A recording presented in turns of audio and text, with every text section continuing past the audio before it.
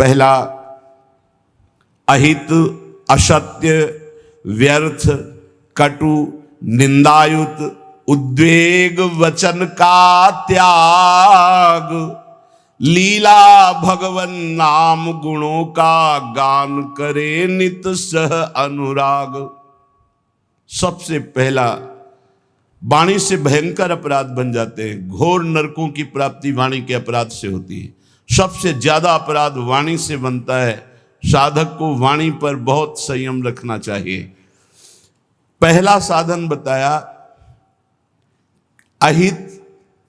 अगर वाणी से ऐसा बोला कि किसी का अहित अमंगल हो, नहीं।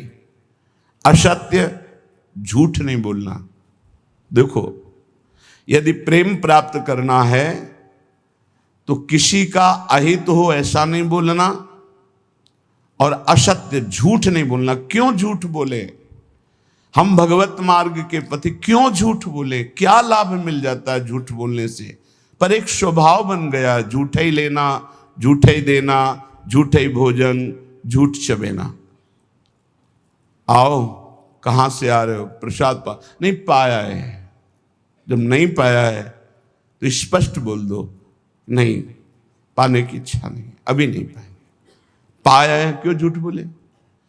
हर बात में झूठ नहीं, सत्य बोलना सीखो। यदि भगवत मार्ग में चलना चाहते हो, प्रेम प्राप्त करना चाहते हो, तो हमारे प्रभु सत्य नारायण हैं, सच्चिदानंद है, सत्य व्रतम, सत्य स्वरूप है वो।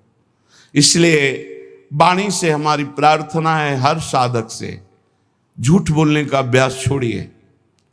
जो भी होना होगा, हमसे गलती हुई, हमको दंड दे दो। कितना दंड दोगे? मृत्यु से बढ़कर कोई दंड नहीं। हम मृत्यु को स्वीकार किए हुए भगवत मार्ग के पथिक है। हम झूठ क्यों बोले?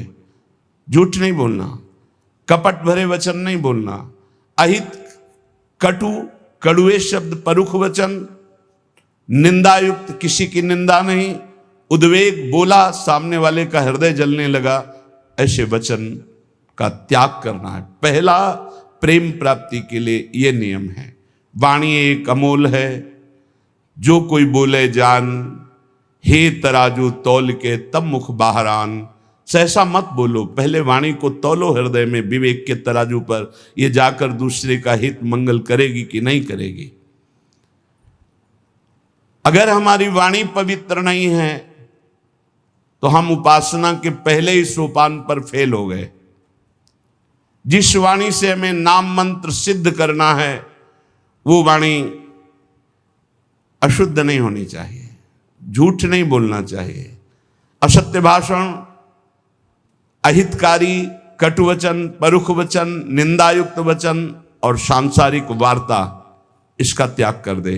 यदि प्रेम मार्ग में जाना है तो लीला भगवन नाम गुणों का गान करे नित सह अनुराग।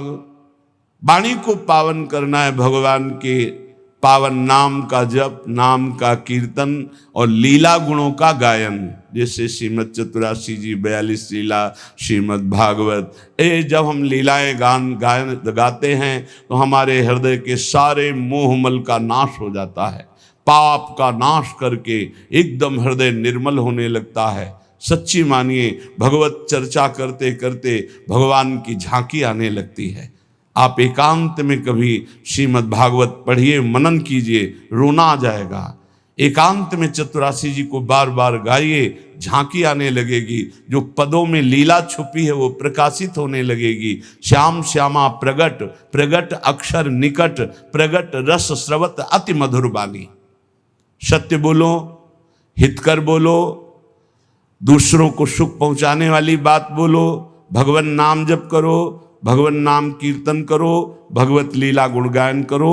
ये वाणी की तपस्या हो गई, ये वाणी की पावनता हो गई। और जो अपावन बात कही गई वो वाणी की त्याग दो। ग्राम्य कथा, लोक कथा, राजनीति की कथा, भोग कथा, ये सब छोड़ दे। किसी से किसी भी तरह का राग द्वेषात्मक वार्ता ना हो।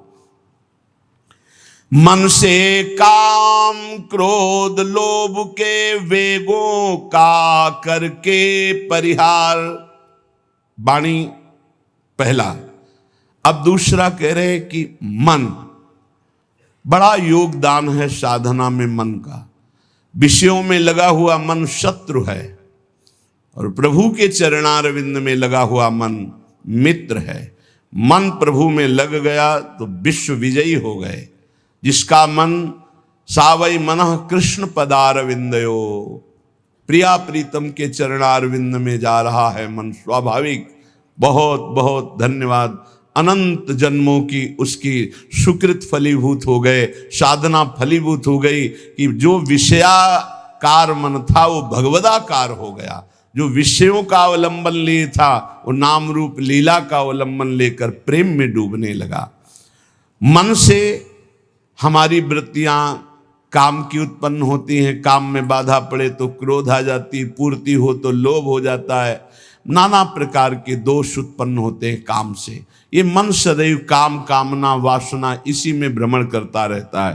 काम कामना वासना मन ते कर अति दूर, अति दूर इनका प्रवेश भी ना हो हमारे मन में। इन वेगों का परिहार कर दे तो कैसे? जब निरंतर अंदर नाम चलाया जाता है ध्यान सहित। ध्यान दीजिए, वाणी को पवित्र करने का उपाय बताया गया। वाणी को अपवित्र कैसे किया जाता है वो बातें बताई गई, उनका त्याग कर दे।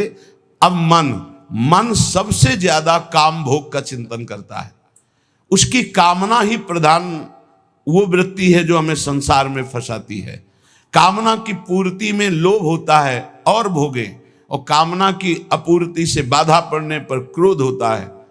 बड़े बड़े चाहे कोई भी हो, क्रोध आते ही मूढ़ता छा जाती है। मूढ़ता छाते ही स्मृति नष्ट हो जाती है। स्मृति नष्ट होते ही बुद्धि भ्रष्ट हो जाती है। बुद्धि भ्रष्ट होना ही सर्वनाश कहा गया है।